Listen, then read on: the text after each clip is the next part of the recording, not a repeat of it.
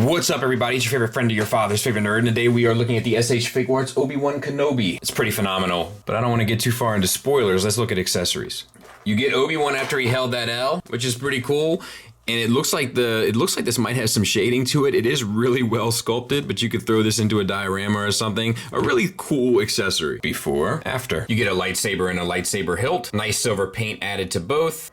Blue translucent, which I wish had a white rod down the center. I should probably add that the lightsaber does come apart in order to get it in his hand, so you don't go messing your figure up. He can hold the lightsaber just fine, and he can clip it on his belt, but it's not done in the traditional sense. It's actually like a little notch in this, which doesn't feel as secure, but I haven't had any issues with it so far. He comes with the 2 fist hands you saw in the opening footage, 2 relaxed hands or force gesturing hands, 1 additional force gesturing hand, and 2 lightsaber holding hands. He also comes with the hood up option, which is a nice sculpt. The way you do it is by putting tension on the sides here, which will allow these white pegs to kind of pop out of location, and then you insert this back on, which to me, from certain angles looks fine, but from dead on doesn't look quite natural.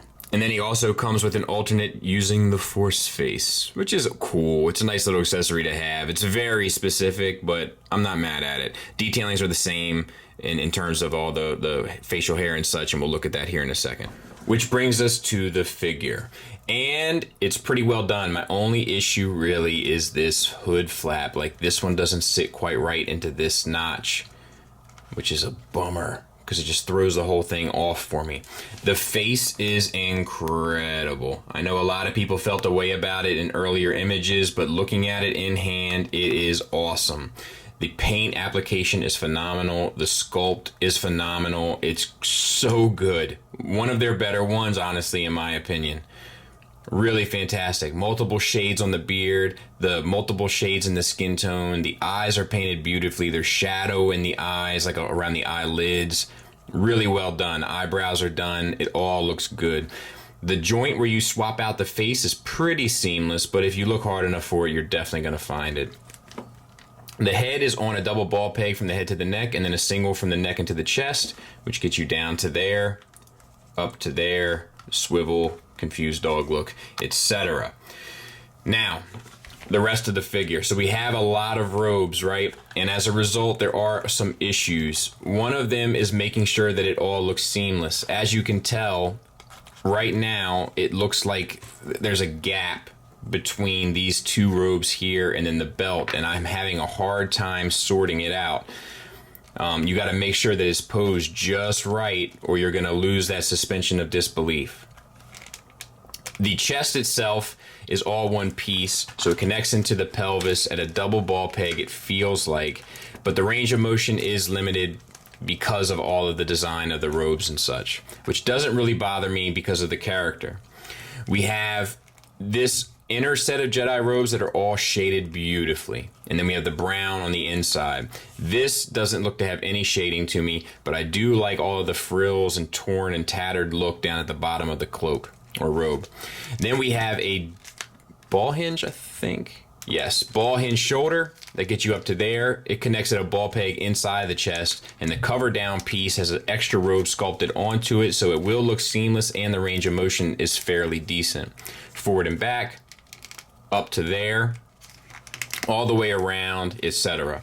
Bicep swivel is built right around the shoulder, so you do lose a little suspension of disbelief in the way that the robes kind of sit, but you should be able to get it posed just fine.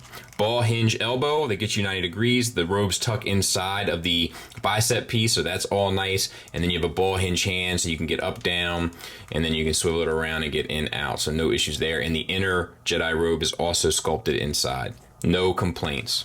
Same for the other side. We have the belt, which is basically a cover down piece. You do have nice shading on it. You have the brown painted on it, the silver painted on it, and then the lower robes. Underneath, the entire pants and stuff are sculpted, and it is a different mold. You have what feels like to me drop down T-jointed ball joints. It's hard to see. I think it is. But articulation wise, you're only going to be able to get out to there because of the robes. Forward and back, not much better. There is a thigh swivel around the ball joint. There is a knee, but you're not going to be able to really use it but you really shouldn't want to. I mean, but you know what I mean. The nice shading on the boots, even though you don't see much of them. Look how nice that is. And then the boots themselves are all sculpted. It feels like a double ball peg from the ankle into the foot. Get your ankle tilt up to there, down to there, rocker, limited rocker, but it's there, and a toe hinge that sits a little too far back on the foot, but not a big deal. So I think they're all acceptable losses given the dynamics of the character. However, if this was a more acrobatic character, this would be a really huge fail. Like if this was a Spider-Man, it wouldn't work. But then he wouldn't be wearing these robes either. There he is with Farm Boy Luke, and he's actually, you know, he's a little bit taller than how he may seem just through the perspective of the camera. Negatives wise, the hood and the way it sits on and connects to the cloak is a little bit of a bummer. You lose a lot of articulation due to the sculpt of the robes and such, and it's hard to kind of get everything lined up to cover down on all the robes. So there are some negatives here, but the positives are just overwhelming. The sculpt is beautiful. There's tons of paint. There's tons of accessories. They're all cool. Some of them completely unexpected. It's built well, it presents amazing, and I think you'll be completely satisfied with your purchase, much like I am. The only thing that's gonna bum you out on a regular basis is the way that hood connects, if yours is like mine, which it may not be. It may be an individual results will vary kind of thing. So let me know. Thanks for listening, thanks for watching. Until next time, take care.